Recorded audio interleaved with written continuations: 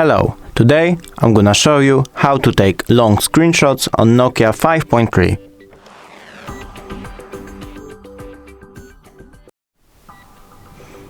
So, if you want to make a long screenshot, all you have to do is press the volume down button and the turning off button simultaneously, just like this. Now just click on capture more, and here you can choose how much space do you want to screenshot.